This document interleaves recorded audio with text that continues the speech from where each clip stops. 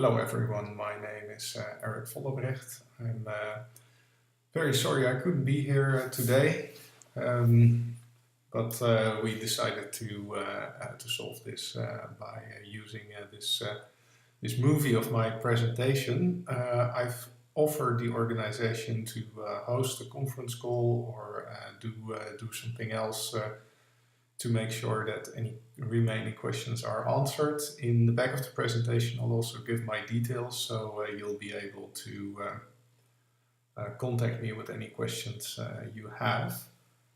Well, the presentation about companion diagnostics, EU developments specifically. What we'll do first is look at the current framework for companion diagnostics, and then make a segue to the new developments.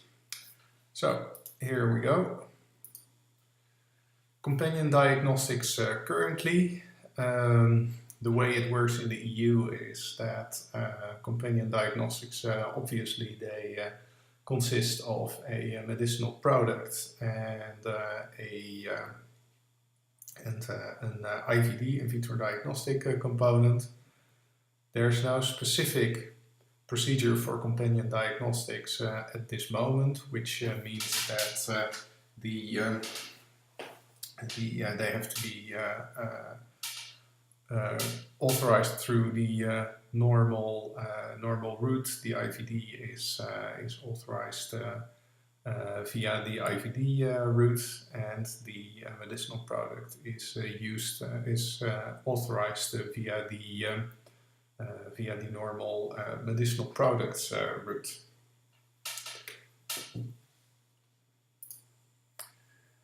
So what does that look like? If you're a companion diagnostic product, I'm reasoning now from the assumption that you're the manufacturer of an in vitro diagnostic device rather than the accompanying medicinal product. So you found out that you fall within the scope of the in vitro diagnostic directive. Well, then, like with other medical devices, because in Europe in vitro diagnostic medical devices, as the full term is, are a subset of medical devices. So for an IVD, you have to demonstrate that it meets the essential requirements that are in the in vitro diagnostic directive, and you also have to demonstrate that you've implemented a quality system that meets the requirements. So nothing spectacular there. It works again much like under the medical devices directive. So as manufacturer, you have to control everything that happens within your quality system, and you have to sign off on that with a declaration of conformity. The Declaration of Conformity is the act that allows you to put the CE mark on the in vitro diagnostic.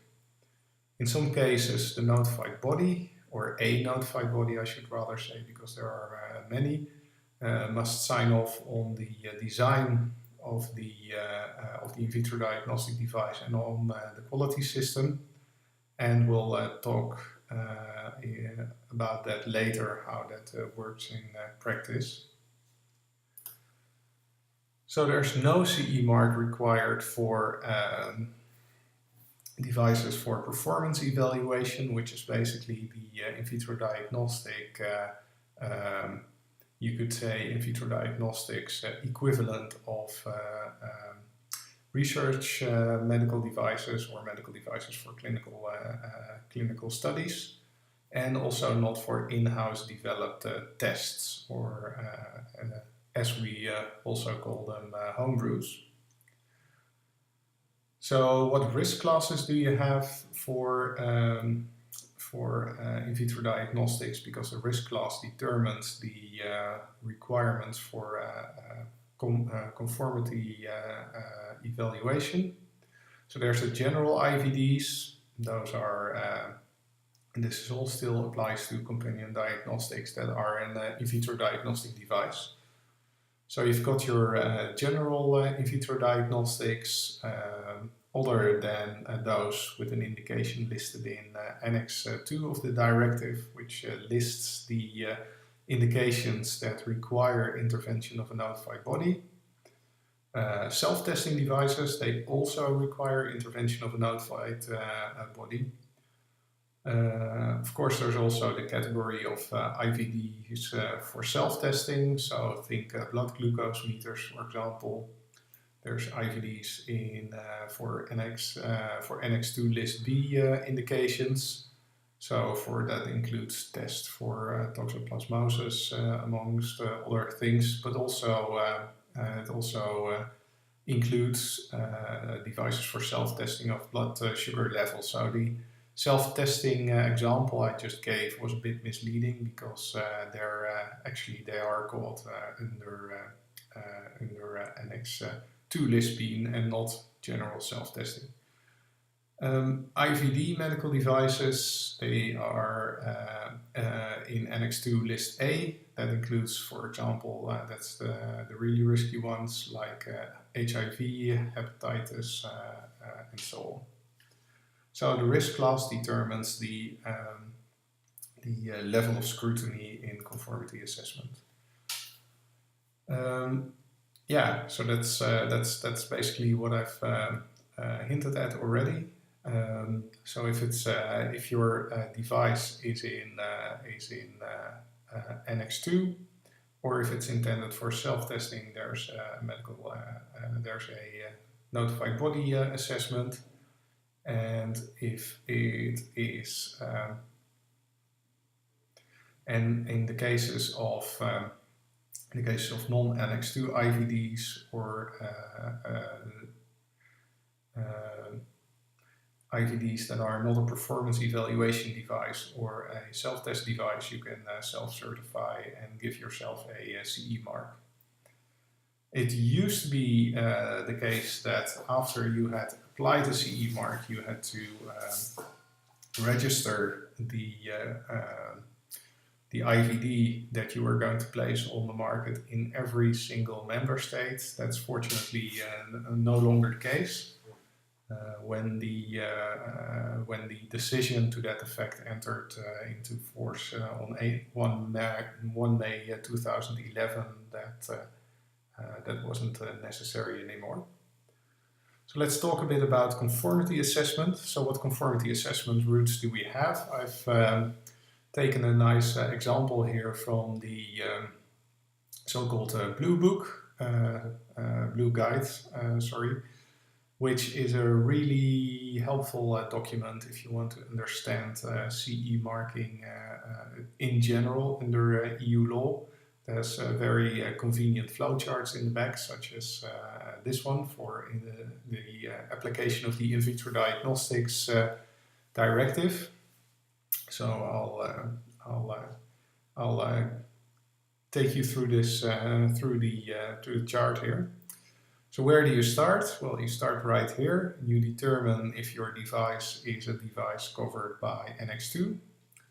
Because if yes, then you're in the high risk class and you will very likely end up over here with certification by a notified body, which is witnessed by the little X's here, which denote the notified body's number. So you check, okay, is my device on list A? So, like for example, HIV. Then I have the choice of this conformity assessment route or this one. So you have different options. One is type examination combined with quality system assurance, or you do full quality assurance with design examination, which is the most comprehensive way to do it. Is your device in list B, then go basically through the same route. If your device is not covered by NX2, then it may be intended for self-testing. If it is, then you will still end up at the notified body one way or the other. So for your, not your blood glucose meters, but other self-testing devices. And if it's not intended for self-testing, then basically you're in, well, all the other in vitro diagnostic devices, and then in that case you are out of the scope of the notified body's scrutiny. That is currently the case for about 80% of the in vitro diagnostics on the market. I should warn you that under the new in vitro diagnostic regulation that is currently being proposed in the EU, that would be turned upside down. So that means that 80% of non-notified body scrutiny will become 20% of non-notified body scrutiny. So that would mean basically that most of 80% of the in vitro diagnostics would then have to be looked at by a notified body. So that's a really big sea change that you should prepare yourself for. Just a quick remark on the current EU framework for homebrew companion diagnostics. There is no EU framework for that, which is considered a major flaw in legislation that is currently being remedied. Why? Because the practice of the member states on what they allow for homebrew companion diagnostics varies so wildly. Usually what you see for companion diagnostic devices with homebrew devices in national situations is that they will impose rules on in terms of a laboratory quality system, for example. They will also try to regulate it via clinical practice, things like that, but there's no specific EU harmonized rules for it. And if you have a homebrew companion diagnostic, it's not placed on the market as the CE terminology goes. So therefore you don't have to have a CE mark, which is, this is going to be regulated in more detail in the new regulation, which we'll look at later. So what will the new EU framework look like? The latest step in this, you could almost say a Shakespearean drama, because there's quite a lot of emotion involved in the debate. For those of you who have followed the discussion, have seen very emotional statements being made by both the Parliament calling industry liars about the regulatory burden that they would face, and on the other hand, industry saying that what Parliament proposes will lead to loss of innovation because manufacturers will take their business elsewhere. If you're interested in that whole discussion, you can follow that on my blog, my weblog, of which the URL is in the back. So a big caveat, because this whole debate is still going on. The analysis I'm going to give you here is per the latest step in the regulatory procedure, the Parliament's plenary vote that happened on 22 October 2013. So details may still change, even though the Parliament has voted. That is only a proposal. The fat lady, you could say, hasn't sung quite yet, because the European Council, which is the member states altogether, also has to give its blessing to the text and may still propose amendments. So what is one of the interesting things in the new rules? You can here on the left you see the text that was initially proposed by the European Commission for definition of companion diagnostic. So that was the first time in European legislative history that this term was going to be defined. And on the right, you see the amendment as proposed by the European Parliament.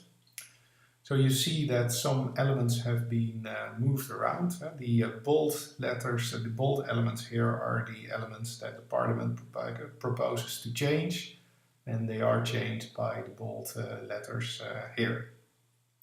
So what you see is that the definition of the Commission seems to be broader than the definition of the Parliament, because the definition of the Commission only triggers on to select, whereas the definition proposed by the Parliament says essential to the selection. So the device must be essential for the selection and not just be intended to select. No, intended to be essential to select, apparently, which is a narrower scope. And again, the Commission uses eligible for targeted therapy. Targeted therapy could actually mean therapy that used as a neutral term. Neutral in what way? Well, because the Parliament reduces targeted therapy to therapy with a medicinal product or a range of medicinal products. So what the Parliament wants is that that you can only be a companion diagnostic if you are essential to the selection of patients as suitable or unsuitable, not just eligible but suitable or unsuitable, which is also, I think, quite some shades of grey in the other direction, for specific therapy with a medicinal product. So that's actually quite a lot of move in scope, I would say. We'll have to see what the Council does with this, but I wanted to just show you this to make it clear that even the definition as we speak is still being debated. Another point I think I need to make is that even the underlying definition of medical device, because here you see the element of a device being nested in the definition of in vitro diagnostic. Device in another part of this regulation is defined as medical device, as in vitro diagnostic medical devices and accessories, and the term in vitro diagnostic medical device nests the term medical device, which is also defined in this regulation. And even the term medical device is still being debated at this moment, which is strange because the EU subscribed to the Global Harmonization Task Force definition of medical device, and now they're actually proposing to include a definition of medical device that says that a medical device is any product that has the direct or indirect medical purpose of, and then you've got the list of diagnostic and therapeutic purposes, but direct and indirect purpose of. So that means that the definition of medical device could actually be a lot wider. So it's really difficult to see how this will play out, because on the one hand, the definition of medical device will become way wider in a way that I think the EU will not be able to get away with if they take their global harmonization task force and currently IMDRF harmonization seriously. So this definition may still change, but watch that space. And I just want to make the point that you should be aware that the definition of medical device can become a lot wider. Then something more about how it works with the new in vitro diagnostic medical devices regulation that adopts the Global Harmonization Task Force risk-based model for classification of in vitro diagnostics. That's good, because that shows that in that case, at least the EU does take their international harmonization seriously. And that model places companion diagnostics in class C.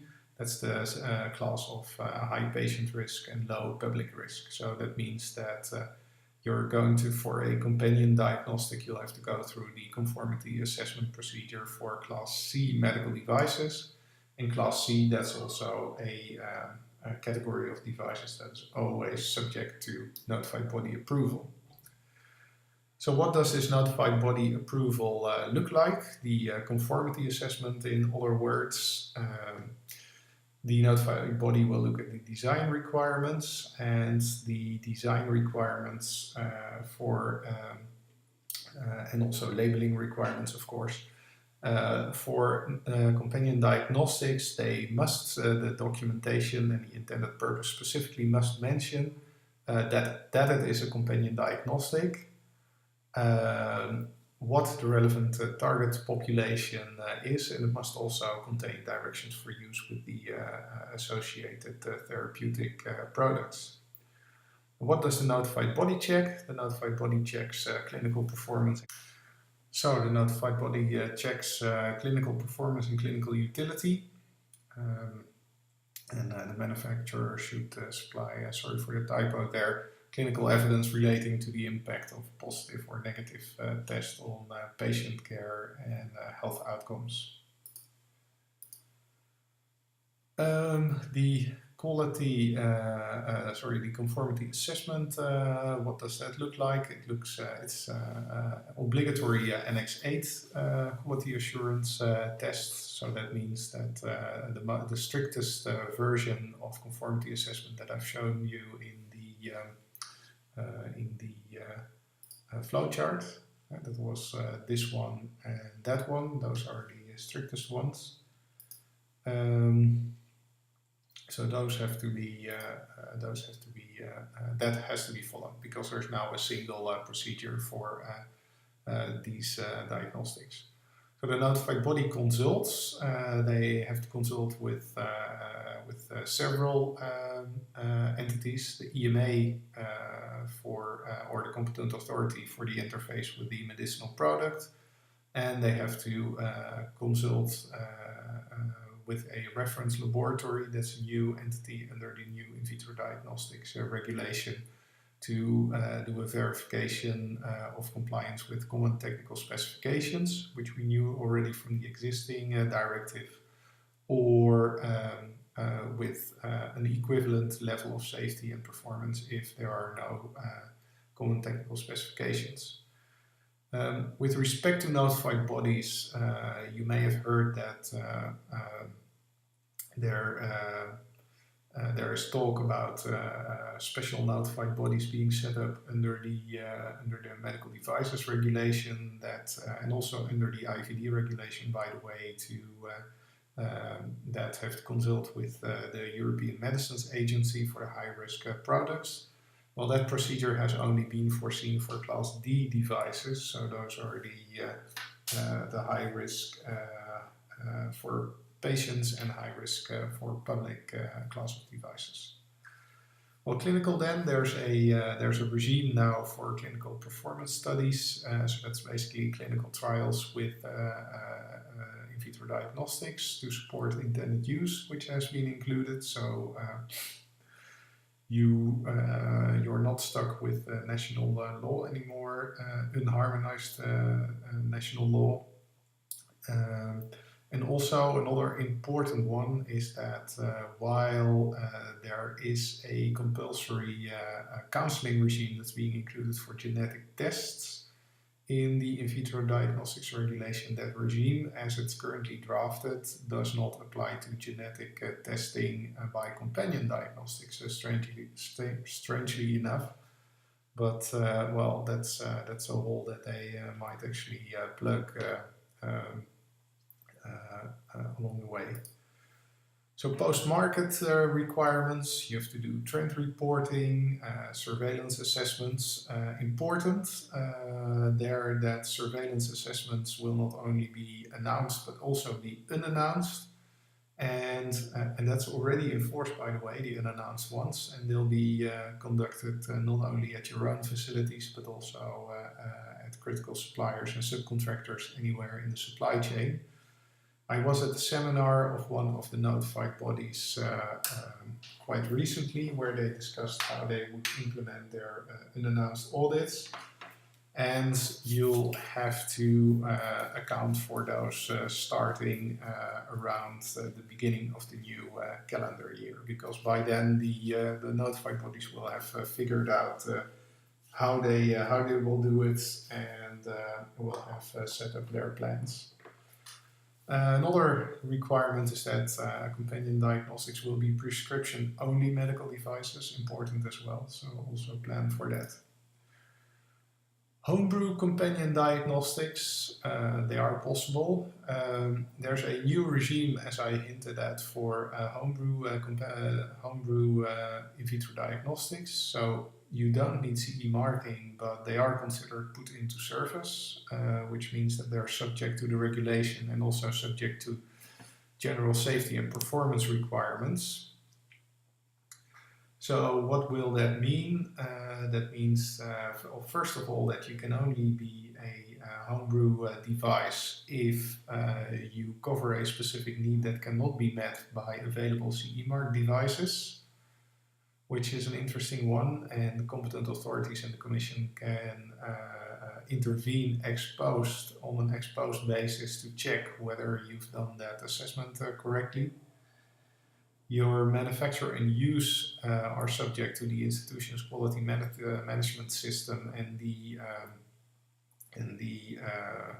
institution also has to be accredited under ISO 15189 or equivalent, which is a standard for good laboratory practices, basically.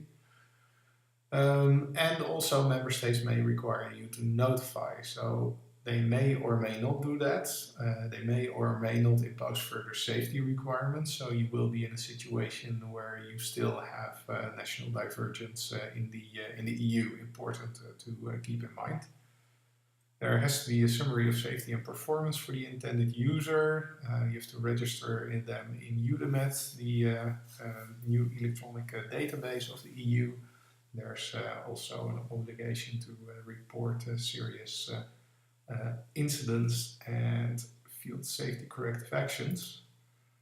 So then also by explicit request, where are we now with this whole process? Well, we are, as I said in the beginning, we are at the point where the European Parliament has just voted. If you're interested in the whole vote end result, you can see if you can download this document. If you use this number here, then you can easily get it. Or just Google Parliament and plenary sitting 22 October 2013. You will get all of it. And the next step in the procedure is the Council's first reading. That means that the Council will look at the proposals and see if they agree. I took a nice picture from the European Parliament's website. They have a very nice flash animation that takes you through the whole procedure. So what we've just had is the first reading in Parliament, and now we are at the first reading in the Council. Now, what does that look like in the whole provisional timeline of things? So the Commission's proposal, that's basically here, that was looked at by the ENVI committee of the European Parliament. ENVI committee made that proposal to the Parliament. Parliament has voted on that now. The Council will also look at it. They will both have a first reading.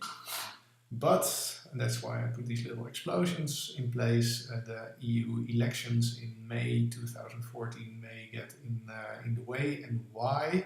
Because the first reading by the Council does not have a deadline. So if the Council doesn't really like it, they can actually draw out this legislative procedure until the elections. And then the proposal is not adopted and is removed from the agenda. Well, then after the first reading, we can get a second reading, maybe even a third reading in this procedure. That rarely happens. Then there's a transitional period that, depending on who will be right in the end, will be either 3 years if you ask the Parliament and 5 years if you ask the Commission. So that means that this is more or less the timeline that you're looking at. I said that the Council has to like it too, and that the Council doesn't have a deadline for its first reading. That's actually the only reading that they don't have a deadline for, so this is where things happen or not. When the parliamentary plenary took place on the IVD, this man over here, Peter Liese, the guy responsible for the rapporteur, it's called, for the in vitro diagnostic regulation, was really angry and gesticulating at well, these two very ostensibly empty seats, where normally the council sits if they think the subject is interesting or needs intervention by them. By staying away, they show that they really have no plans to move this along very quickly. The first time that the Council will look at this officially is 10 December in the last Health Council in the Lithuanian presidency, and then it's over to the Greek presidency as of the 1st of January 2014 to see if they can sign, seal and deliver this. Well, as you probably know, Greece has also a lot of other things on their mind, for example, a completely collapsed economy. So we'll see how quickly this goes, whether they're able to do this. The Parliament is really bent on getting this done. Also the Commission, because for them it's really it's the last thing they can do before they will be replaced, because the Commission is also replaced, by the way, in May 2014. So to conclude. Well, you can see that European in vitro diagnostics law is still very much in flux with this revision, and the text is not final yet. So, well, it's, I think this basically says it all. It's a very much moving target, so you have to watch developments closely. Well, this is me, smiling to you from my home in Amsterdam as I record this movie. If you have any questions, if you want to know anything, these are my details. And this is the address of my blog, where you can read a lot about this whole process going on. So thanks very much for your attention. Well, this is the DIA disclaimer, which I'm supposed to show you. This is my own disclaimer, which just says that this whole process is still very much in flux, insofar as you didn't get this from this sign. So please don't rely on it as the final word, because the legislative procedure is not quite finished yet. So thanks very much for your attention, and again, apologies I couldn't be here in person. I was there in person yesterday and also part of today, but unfortunately I have to be on a plane by the time that this movie plays. So, well, hopefully we'll be in contact, and otherwise enjoy the rest of the conference.